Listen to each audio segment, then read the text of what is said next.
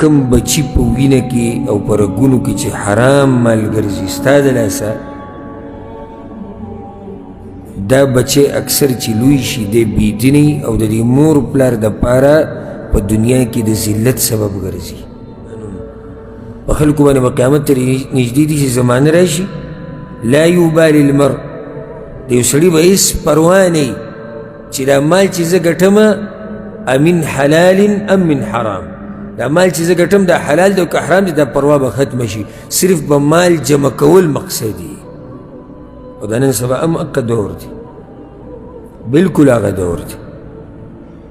ډېر لږ خلک دي چې هغوی دې ته سوچ کوي چې زه چې دا کوم مال ګټم دا حلال دی او که حرام دی یعنې صرف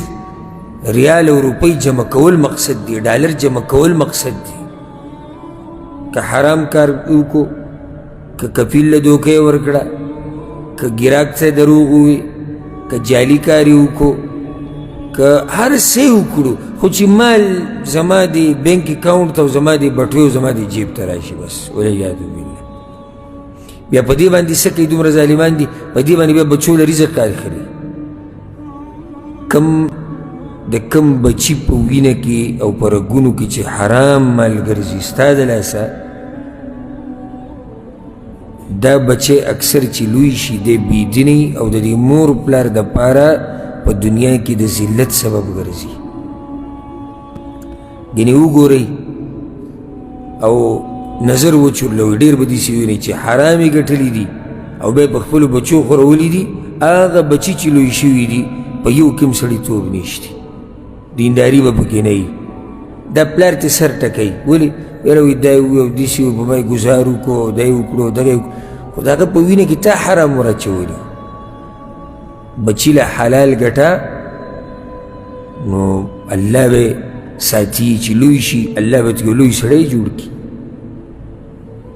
پیغمبر صلی الله علیه وسلم دا دوه خبرې شوې وليذکر الموت والبلا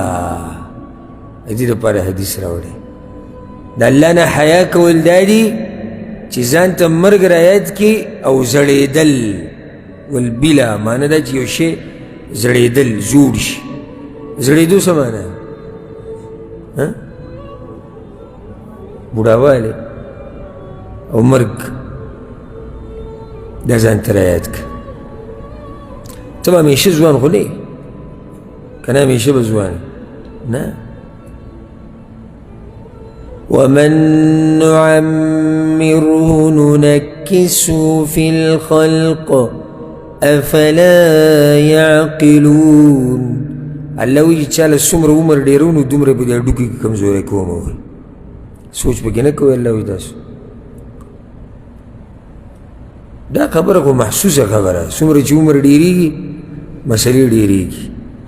د بدن هغه زور طاقت کمزوری کېږي پلاني ځای مې دړ وکړو پلانی ځای داسې شو ګولۍ یې راوړه او ډاکټر پسې لاړ شي او دا کیسې ورو ورو زیاتېږي اوس د 15 کالو هلک د 14 کالو هلک د ډاکټر سوچ کوي ډاکټر پیژني نه چې ته دا وخت خو په ټولو باندې تېر شوی څه ښایسته وخت که دا که په چاړه دي و د کلمې ته بهر راوتي که نه دا هم داسې په لاس کې نیولې و را رواني هغې ښه به شوی